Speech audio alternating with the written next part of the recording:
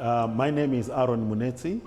I am the Chief Executive Officer of the Airlines Association of Southern Africa. We are based here in South Africa, but we represent 16 airlines from the entire SADC region, Southern Africa Development Community. Out of 18 countries, we have 16 airlines that are member airlines. Our panel discussion was basically to talk about tourism, aviation, infrastructure, and the regulatory framework. So we were unpacking some of the challenges that we are facing as a region, as the Southern Africa Development Community, from an aviation point of view. First and foremost, we all agreed that aviation has a catalytic effect in terms of developing economies. It has been demonstrated well over that wherever aviation is well developed, the economy of that country is also well developed.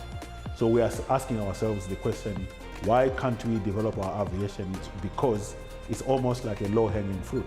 Once we develop aviation, our economies in the region become also developed. So that's one of the things that we unpacked. Then we went to the regulatory framework. There are three things that we discussed from the regulatory framework. The overarching issue was around the single Africa air transport market as one of the flagship projects of the African Union Commission.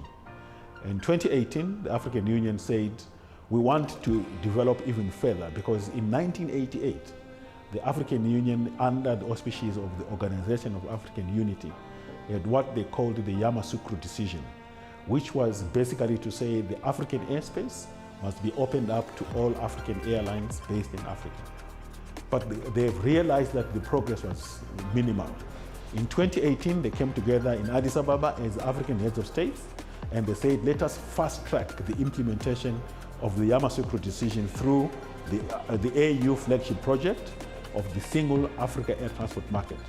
Basically saying three things. Number one, make travel available, safe and affordable for Africans. Number two, make African airlines viable, sustainable. And number three, African economies can and will develop with the growth of aviation. The single Africa air transport market right now has made quite big progress. We have 37 countries in Africa that have signed up, and we are proud to say quite a number of the African countries in SADC region have also signed up. We also spoke about the pilot implementation program of the single Africa air transport market within the SADC region. This pilot implementation program actually enables us to, number one, make commitments in terms of targets and key performance indicators, and then measure each other in terms of our implementation. The second element was obviously to talk about the African Continental Free Trade Agreement, because aviation enables trade, and the free trade agreement is going to have the uplift that it requires from aviation. The third element was the free movement of people and goods. For us, it is important because when Africans travel within Africa, we then begin to see the drawdown of the number of people and businesses that are going to grow. One of the impediments that we surfaced was the visa regimes. The visa regimes need to be relaxed.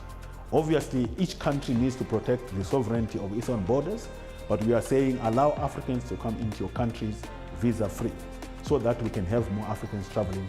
And the last element we spoke about was obviously in terms of skills development. We want to be able to be engaged with making sure that our youth are employed in the aviation industry, and we want to catch them young. The education curriculum itself needs to address the requirements for aviation industry, because we are in a very fast developing industry where technology, digitalization, and artificial intelligence are going to be incorporated. So the curriculum needs to have these things on board so that we can develop